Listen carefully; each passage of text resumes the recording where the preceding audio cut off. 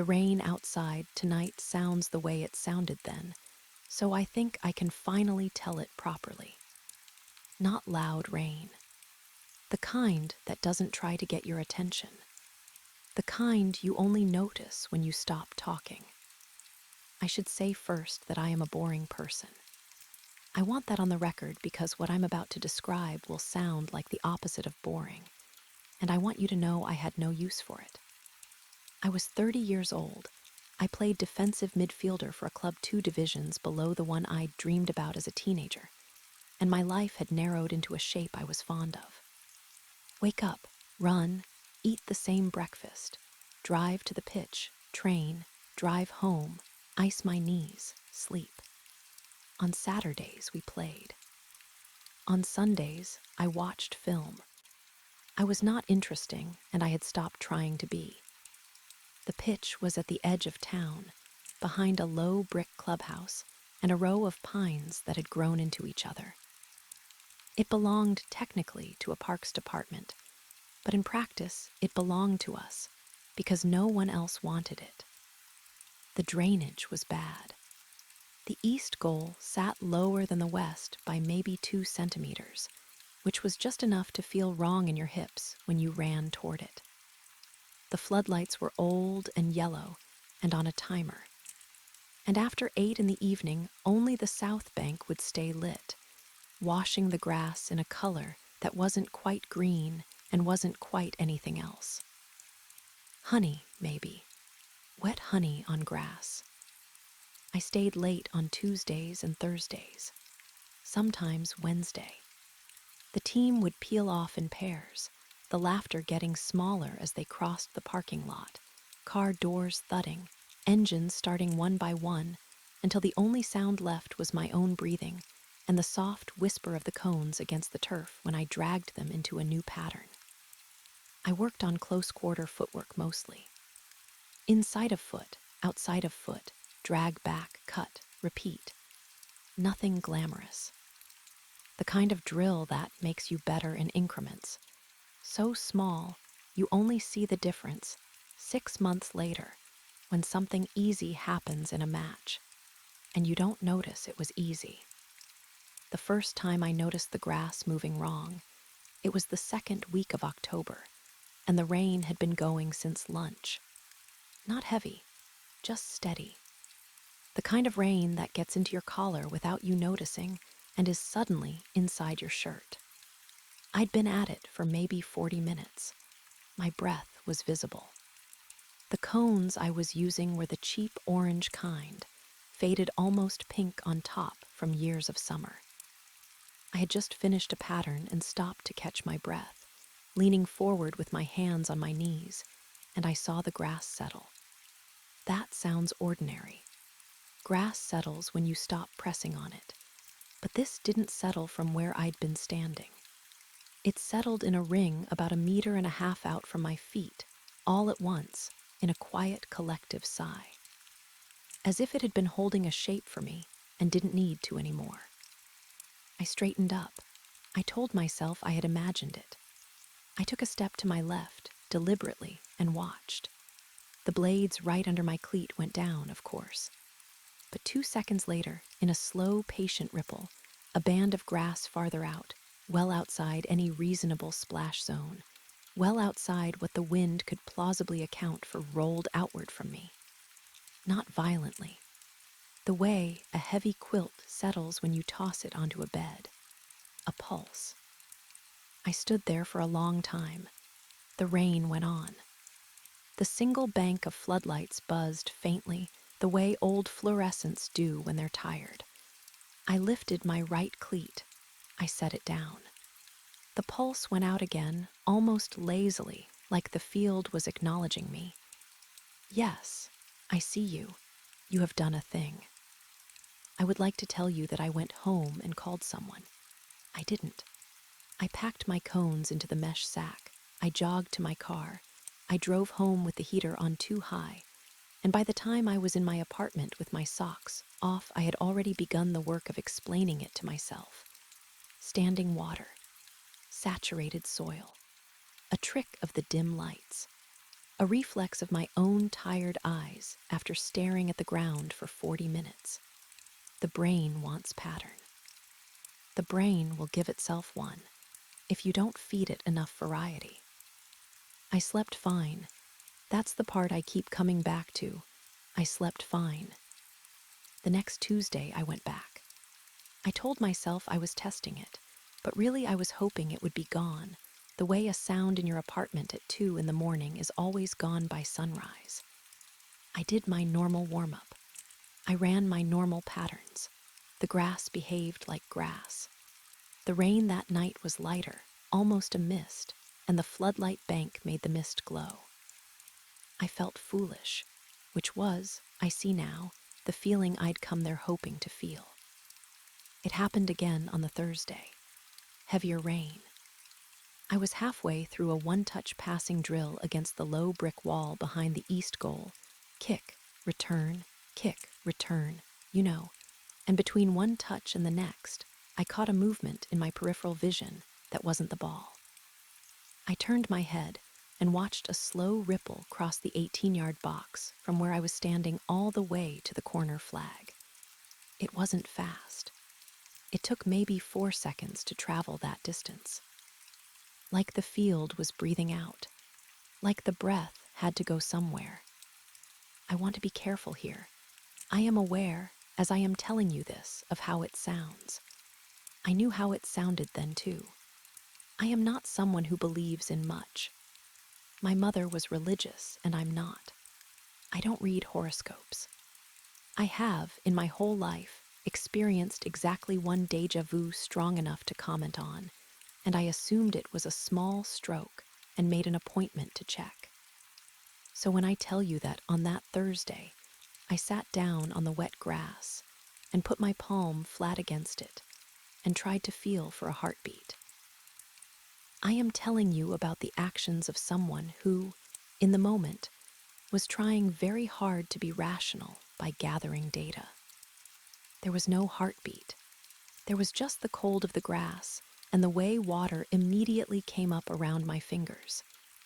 I sat there long enough that my hamstrings started to cramp. The single floodlight bank hummed. Nothing in particular happened. I got up, finished my session, and drove home. That night I started journaling. Not in a paper notebook. I had one of those apps on my phone that lets you tap out little entries with timestamps and a weather icon. I wrote the date, the rainfall, the time I had stayed, and one line.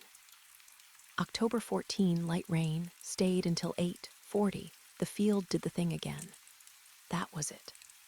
The next morning I read it back and felt embarrassed, and then unembarrassed. Embarrassment was a luxury I could afford or not. I didn't have to show it to anyone.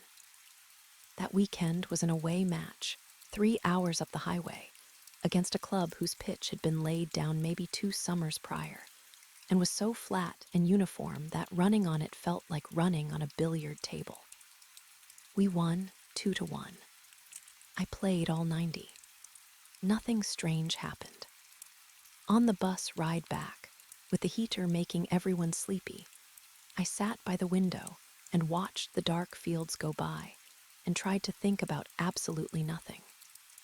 The Tuesday after, I had an idea.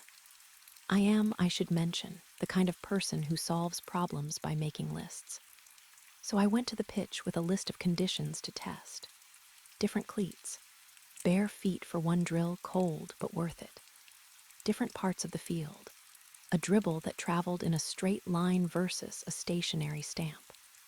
I wanted to see if the ripple was about pressure, about my body specifically, about the rain, about the time of evening, about the lights. The ripple, it turned out, did not care about any of those things in any way I could pin down. It came when I was barefoot and when I was in cleats. It came at 7:50 and at 8:35. It came when the rain was heavy and when the rain was a memory. It did not come every time I touched the field, and it did not come predictably. I once stood on one foot for 16 minutes. I timed it to see if I could exhaust whatever response I was triggering, and nothing happened. Then I shifted my weight onto my other foot, just once, and the field rippled out from me like a pond. The only thing I could pin down was this: it never happened when anyone else was on the field. Not the team, not the coach, not the groundskeeper, who came once during a session to check a sprinkler head. I had not stayed late on a night when others were there for any other reason, so I had no way to test what I suspected, which was that whatever this was, it was for me, or about me, or only happened to know me. That word, "no," is the one I started to circle in my journal entries. By the end of October, I had stopped writing "the field did the thing again," and had started writing "the field knew I was there," or "the field watched," or once, late and tired, and not editing myself, "the field considered me." I was aware that this was a stylistic shift. I was aware of what it implied. I let myself write it anyway because the journal was for me, and no one else was going to read it. Then came the first prediction. I want to be careful in how I tell you this part, because the way I remember it now is not quite the way I experienced it then. Memory does this. We tidy. It was a Thursday at the very end of October. I was running a hard sprint drill, the kind where you go from one cone to the next at full pace, plant, change direction, go again. I was alone. The single bank of floodlights made my shadow long in one direction and absent in the other. After about 10 minutes of this, I stopped, gasping, hands on my hips. And as I stood there, I had a thought arrive in my head, not a guess, not an intuition, a flat statement, the way you think the word for a familiar object when you see it. The thought was, Hannah's lace will come undone tomorrow during sprints. Hannah was our left back. She tied her cleats in a triple knot. It was a running joke that we'd be playing in the championship, and the only thing on the pitch left standing after the apocalypse would be Hannah's laces. I logged the thought in my journal. I didn't believe it. I logged it because I had a system now, and the system included writing down anything strange. The next morning at training, 20 minutes into the warm-up, Hannah pulled up suddenly during a sprint drill and bent down to retie. The whole back of her right boot was undone. She laughed about it. Coach jogged over and laughed too. He said something like, "The world is ending. Hannah's laces have failed." I didn't laugh. I felt the inside of my mouth go dry the way it does when you almost step on a snake. I told Mariella that night. Mariella was our captain, a center back who had played for our club for 9 years and was the closest thing I had to a real friend on the team. We sat in her kitchen, and I tried to keep my voice flat. I told her about the grass, about the ripples, about the prediction. She listened. She is good at listening. She has a specific face she makes when she's listening to something she doesn't believe but doesn't want to interrupt. She made it through the entire story. When I was done, she got up and refilled my tea and said, "You've been training a lot." I said, "That's not what this is." She said, "I know, but you've been training a lot." She said it kindly. She said it the way you would tell a friend they hadn't slept enough. She didn't tell anyone else. I asked her not to, and she didn't. Mariella is good that way. The next prediction came 2 weeks later and was more specific. I was at the field on a Tuesday, doing wall passes again, and I watched a long, slow ripple cross the box and stop at the edge of the goal area. The thought arrived. The net will tear in the 82nd minute on Saturday. I wrote it down. I stared at it. I added a line under it. This is insane. I drove home. On Saturday, we were at home, against a team from the next county over. Rough team, kicked a lot. Around the 82nd minute, their striker took a long shot from outside the box. Our goalkeeper made the save easily, palmed it down. But as she turned to play it out, she planted her left boot on the lower edge of the netting where it joined the post. A snag, somehow, in stitching that none of us had noticed in 100 warm-ups. And a seam came apart. A foot-long tear, cleanly opened, no contact, no force. The referee stopped play. The fourth official came over with zip ties. Everyone laughed about it. Old net, they said, should have been replaced 2 seasons ago. I had been substituted off 6 minutes earlier. I was on the bench with a hoodie pulled up over my hair. I looked at the clock. 82 minutes, 14 seconds. I looked at my hands. They were shaking, but only a little, and only because I had been gripping a water bottle too hard. I told Mariella again that night. We were at the same kitchen. She didn't make the listening face this time. She made a different face, one I hadn't seen before, and then she said, "Okay. I want you to write the next one down and tell me before it happens. I want to see it in your handwriting before it comes true." I said, "Okay." She squeezed my forearm. She said, "I'm not saying I believe you. I'm saying I want to know." The next one was the corner flag. I wrote it down and texted her a photo of the page from my journal. "Corner flag near the away bench will fall over Saturday. No one will be near it." She texted back a thumbs up. On Saturday, in the 63rd minute, the flag near the away bench tipped over without a touch. The referee jogged out and replaced it. The wind that day was a polite breeze, not enough to move a flag staked into the ground. Mariella looked at me on the bus on the way home. She didn't say anything. She had the look of someone trying to decide which question to ask first. Eventually, she just said, "Can you ask it not to do anything to a person?" I laughed before I could stop myself. The laugh sounded wrong. I said, "I don't think it talks to me. I think it shows me." She said, "Okay." Then she said, "Please ask anyway." I am telling you all this now in the order it happened, but at the time, it didn't feel like a sequence. It felt like a slow accumulation, like watching mold spread on a piece of fruit you keep meaning to throw out. Every week, there was more of it. Every week, I told myself I should stop staying late at the field. And every week, I went back, because the part of me that wanted to understand what was happening had grown larger than the part of me that wanted to be unbothered. I started taking photos. The phone camera is bad in low light. You know how it is. Everything comes out grainy and yellow, and the highlights blow out around the floodlight bulbs. But I took them anyway, long sequences. I would set my phone on the metal bench at the edge of the box and let it record video for 10 minutes at a time.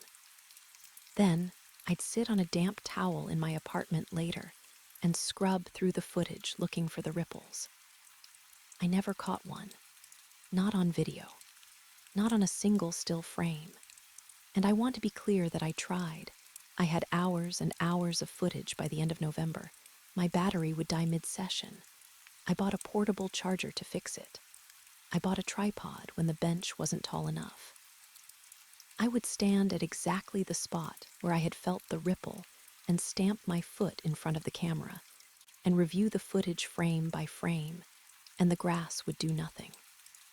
It would compress under my cleat and spring back. That was all. This was, I will admit, the part that made me wonder. Not whether the field was alive. I had moved past that, whether my eyes were reliable. I went to an optometrist. My eyes were fine. I went to a doctor and asked about migraines, about visual auras, about little strokes, about anything that might cause a person to see motion that wasn't there. He sent me to a neurologist, who put me on an MRI machine and listened to my heart and asked me a series of questions I answered honestly. And at the end, he told me my brain was a perfectly ordinary brain.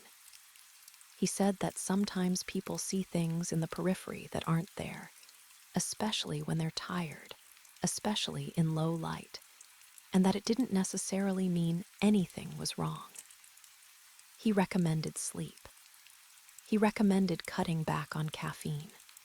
He recommended not training alone in the dark on a wet field if it was, you know, upsetting me.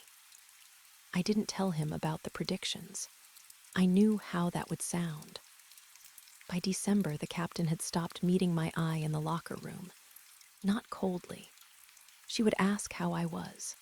She would touch my shoulder when she walked by. But she stopped asking about the journal, and when I tried to bring up a new prediction one Friday before a match, the one about the chalk lines looking wrong in the overhead shot, she put her hand up and said, gently, I love you, but please don't. I shut up. I went out and played. I had a poor match. I gave the ball away twice in our half and got pulled at halftime. After the game, one of the assistants posted the highlight clip to our team's account, and the camera operator had used a drone for the wide shot. In the wide shot, the 18-yard box on the south end was a hair narrower than the 18-yard box on the north end. Not by much, by maybe a foot. I sat on my couch with my knees up and zoomed in and out on it until the picture pixelated. I texted Mariella. She replied an hour later with a single word, don't. I want to tell you about my coach. His name doesn't matter. He had been our coach for 4 years. He was a kind man with a salt and pepper beard and a habit of ending every team talk with the same 3 words, heads up, hearts open. He was an old player, knees gone, walked with a slight roll. He had always treated me with respect. I was, until this all began, one of his most reliable midfielders. He gave me the captain's armband twice when Mariella was ill. The shift in him was the hardest part. It was not a confrontation. He never told me to stop. He never told me he didn't believe me. The first stage was polite. When I tried to tell him about the field in early November, he listened with his head tilted and said, "Thank you for telling me. I'll keep it in mind." And then he changed the subject so smoothly that I almost didn't notice the redirect until I was driving home. The second stage was distance. He stopped jogging over to me during water breaks. He stopped pulling me aside after sessions to point out small adjustments. The little personal nudges that had been the texture of our working relationship for 4 years just thinned out, and then they stopped. The third stage was the cool stage. He still picked me. He still played me. But when he gave instructions to the back 4 about pressing triggers, he would direct his eyes at the player next to me. He started phrasing things in a way that left me a half step behind the others when we broke from the huddle. I would catch up. I would do my job. After matches, he would shake my hand and say, "Well played," in a voice that was not the voice he used for the others. I want to be careful to say that I do not hold this against him. I think he was scared of me. I think he had heard about the journal Mariella would not have told, but you cannot keep that kind of thing entirely contained in a small club, and the story had moved through the team in a softened, second-hand version. She's stressed. She's seeing patterns. She's not okay. I think he was a kind man who did not know what to do with a player, who had begun to believe the field was alive. And so, he did the kindest thing he knew how to do, which was to slowly put a layer of distance between us so that nothing he did or said could make me worse. I lost 10 minutes here and there in matches, then 20. By the second week of December, I was playing 55 out of 90 on a good day. Nobody said anything. The numbers in the team chat were what they were. I kept staying late on Tuesdays and Thursdays. I will tell you why, because if I don't say it, you will guess wrong. I stayed because the field was the only place I could think clearly. That sounds backwards. I know. The field was the source of all of this, and the field was where I went to be calm. But the rest of my life, my apartment, the supermarket, the locker room, the long phone calls with my mother where I had to pretend nothing was happening, was full of the noise of having to act normal. The pitch, in the rain, alone, with the single bank of yellow lights humming, was the only place where I didn't have to pretend anymore. I could just be the person I had become, talking quietly to a square of grass. I did talk to it by then, not in sentences, not really. I would mutter under my breath while I worked. Okay, okay, I see you. Easy now, like it was a horse, like I was approaching something that could spook. In mid-December, I started walking the perimeter. The pitch is bordered on 3 sides by a low wire fence and on the 4th by the row of pines. I would do a slow lap after my drills, hands in my hoodie pockets, breath fogging. I was looking for I'm not sure what, patterns in the soil, footprints, the shape of the ground where it met the fence. I found a few things. None of them were what I expected. I found that the south corner, near the away bench, had a small circle of grass, maybe the size of a dinner plate, that was a slightly different green from the rest, lighter. I knelt down once and ran my hand over it, and the blades felt the same as the blades around them. I took a photo. In the photo, it was the same green as everything else. I went back the next week, and the circle had moved about half a meter. I told myself I had remembered the location wrong.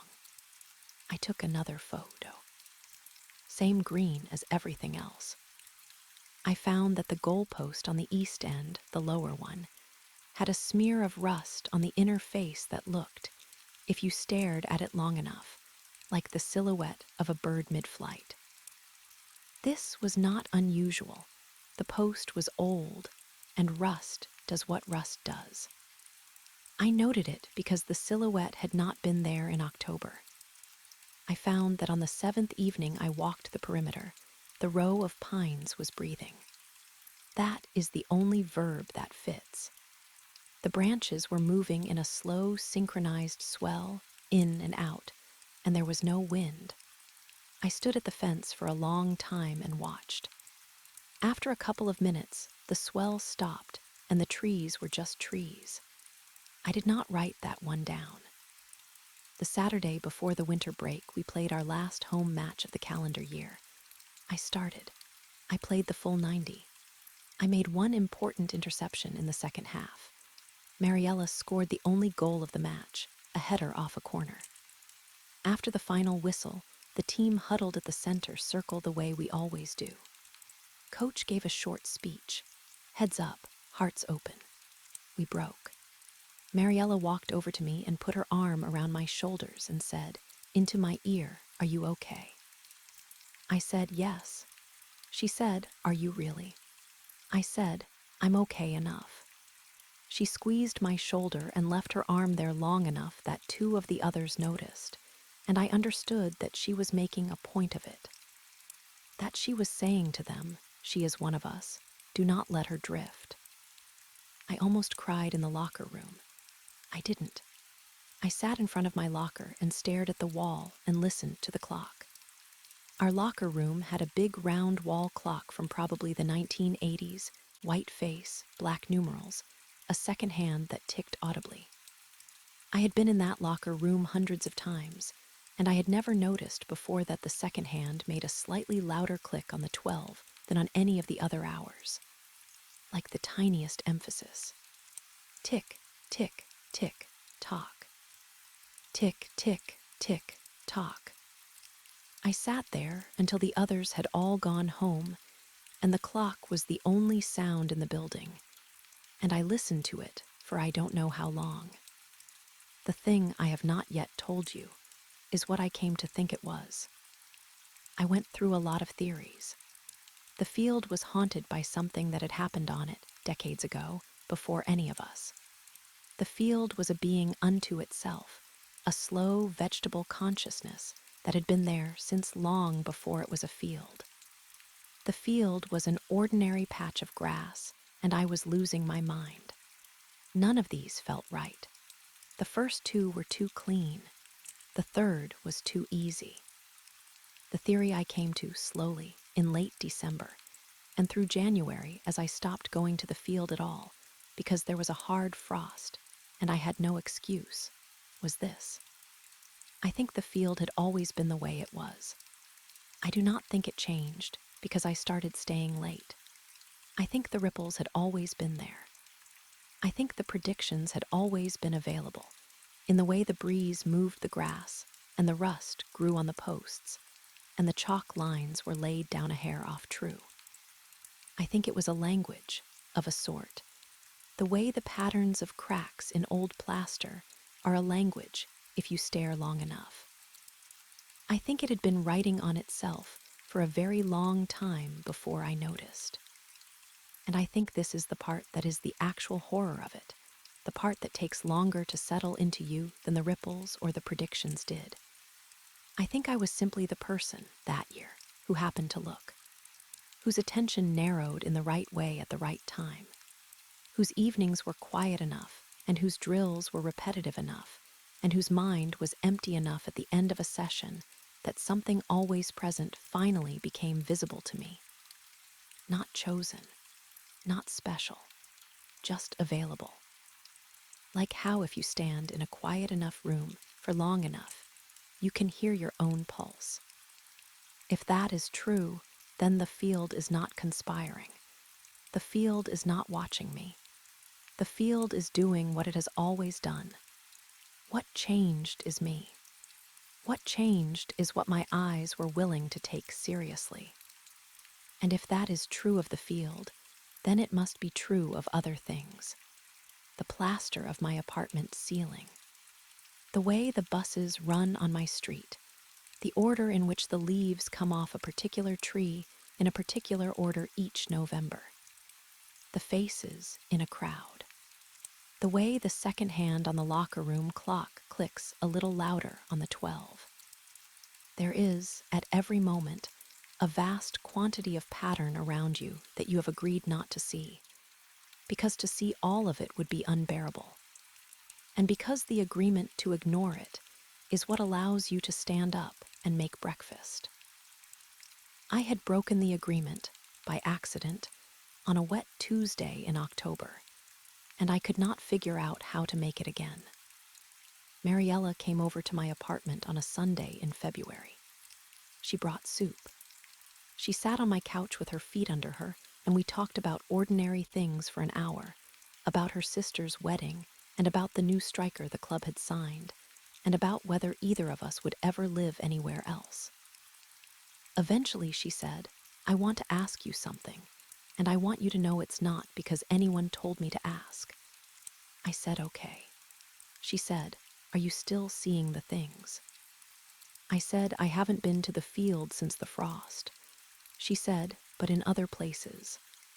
I thought about it for a long time.